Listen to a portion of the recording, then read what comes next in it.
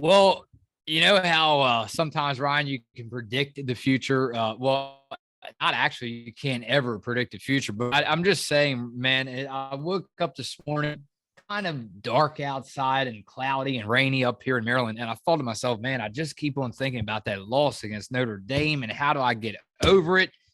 But then, Ryan, you tell me just a couple hours ago, not even an hour ago, that UConn guard Azzi Fudd is expected to miss 3 to 6 weeks.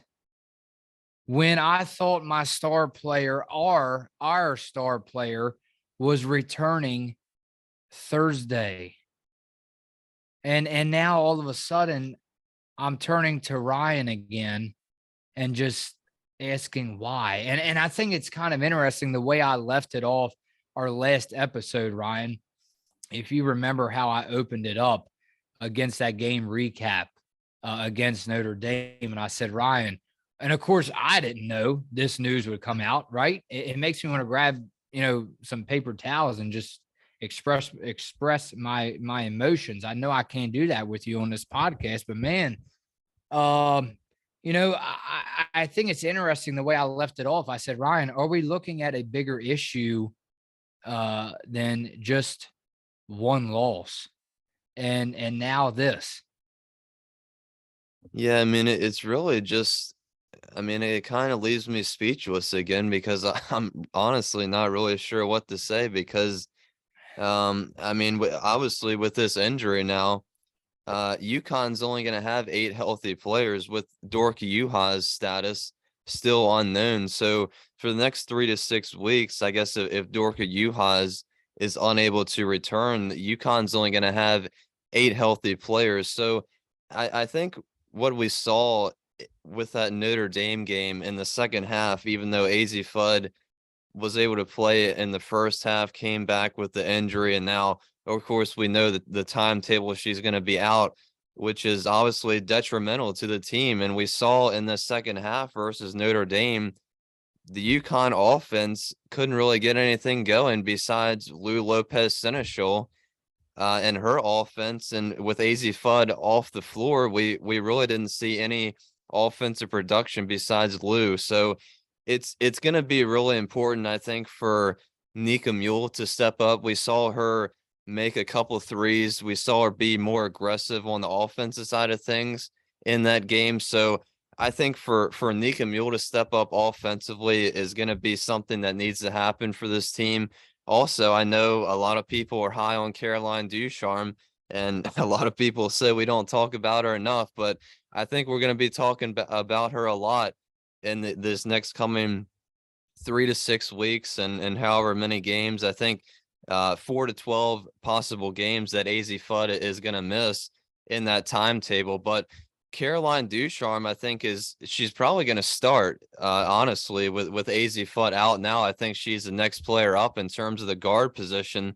So I think Caroline Ducharme, Nika Mule are going to be 2 players that are going to have to step up in a major way on offense. And also, it's obviously going to help if UConn gets Dorka Yuhas back because she provides a lot defensively, but offensively as well. We know she can shoot the 3, and she does a lot down there in the post. So I think UConn obviously takes a huge hit with losing Azzi Fudd. It's disappointing, and with 2 players out for the season already, it seemed like it couldn't get much worse. And here we are today discussing more injury news, unfortunately. Can you still hear me? Am I coming through okay? Yeah, I can still hear you. Okay. All right. There's some internet connection problems. Go figure, like always. Well, yeah, and I wanted to ask you about this as soon as the news broke because I'm trying to think to myself, is there any possible solution on offense? Because you have arguably the best head coach by far, I would say. Now you have the Stanford head coach. Of course, what she's doing is absolutely incredible. But you have Gino, right? Gino. And so what I'm asking is, Ryan, is there any solution? Because we haven't really seen, and I hate to get into this conversation with you, but I must ask you now that we have this Fudd injury news, any solution at all on offense? Because so far to me, it's just, and again, I'm not saying that it can't happen, but what's the what do you think the solution can be as far as mixing up minutes, mixing up playing time, players that are usually on the bench? How about more of them come in the game? Because I've seen still there's one comment out there that said Gino needs to get over it and play Amari DeBerry more. So, I mean, again, you have to believe there is a solution, and I hate that we're talking about it this way, but what's the solution as far as getting the offense going more, the energy behind it, more points? Because right now, unfortunately, I did not want to sit here and be like, yeah, I was right, Ryan. But so far, it's looking like that this offense and this team, a lot of the team, we didn't think we would say it this fast, but it surrounds. They rely on Azzi Fudd a lot. So, in other words, especially with this news now, I'm just concerned, man, because I was especially concerned with the games coming up on the schedule. And I'm like, man, Ryan, I mean, is this actually the ugliest issue that we could be facing would be games that UConn is supposed to win easily. They lose them. So, I mean, and I'm not saying that's going to happen, but that's really the worst case scenario. Although we do hope and pray that Azzi Fudd makes a full recovery and that she gets back very quickly. We don't want to Yeah. forget about that. That's Yeah. important too. But Ryan, we still have to deal with wins and losses here. Well, I think it's definitely going to be more of a challenge, and I think, unfortunately, I obviously want to see Amari DeBerry get more playing time as well, and we had a whole episode talking about her. But I think, unfortunately, with Dorka Juhas, if she's able to come back, I think she's headed in the right direction. But I don't think we'll know until Thursday if she's able to go or not.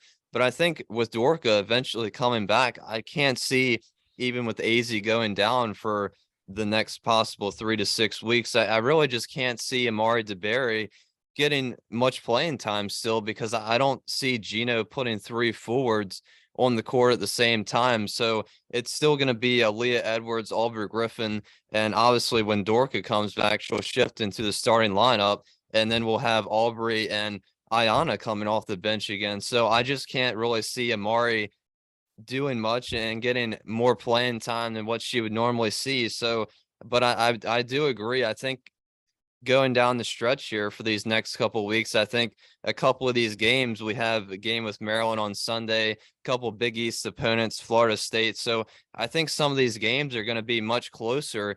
And UConn again is going to rely on their defense for probably most of the game and probably creating most of their offense.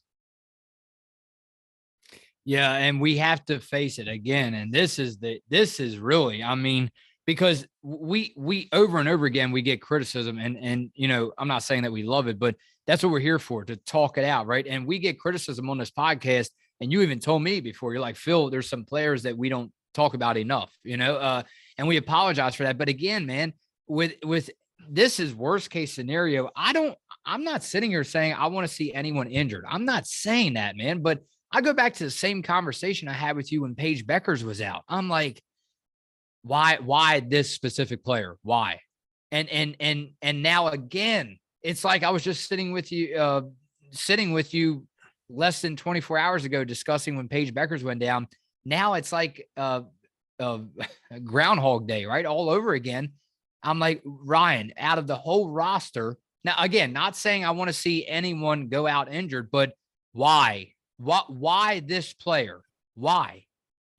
And Azzi was, I mean, it's really unfortunate, obviously, the whole injury in itself, but Azzi was really have a national player of the year type of year to start out. So yeah, I mean, I don't know. I don't know, to be honest with you. I just think it's going to be Caroline Ducharme. I think that's the key player that's going to step up for Azzi. I just don't really see any type of offense coming from. I mean, obviously we know Aubrey can score, and when Dorka comes back she can score, but the way Caroline's been trending up, she didn't have a good game against Notre Dame, but I think she's going to really be important to this team. And Azzi Fudd was up for National Player of the Year discussion, and that will probably go away, unfortunately, now. But you know, like you said, hopefully she can make a full recovery and come back, because they're definitely going to need her come January and February. Hopefully it doesn't take all the way to February for her to heal, but yeah, they're definitely going to need her down the stretch, and when the games get more and more important going into February and March. So hopefully we can get this whole team straightened out and healthy by February and March, because that's obviously the most important time of the year. But every game is certainly important, and it's going to be really challenging, I think, with Azzi Fudd and Dorka Juhas always being out, her status up in the air probably for every single game. So these next 3 to 6 weeks are going to be pretty challenging. Well, after they lost to Notre Dame, they had stated that the injury to Fudd did not appear serious, and Ariema said that he was guessing the star player would Yeah. be available on Thursday against Princeton. But then UConn then travels right here in our backyard to College Park on Sunday to face number 20 Maryland. Uh, so again, things turned for the worse. We can't believe it, and we all know that you can't believe it. Ryan, I will see you for the final check-in against Princeton.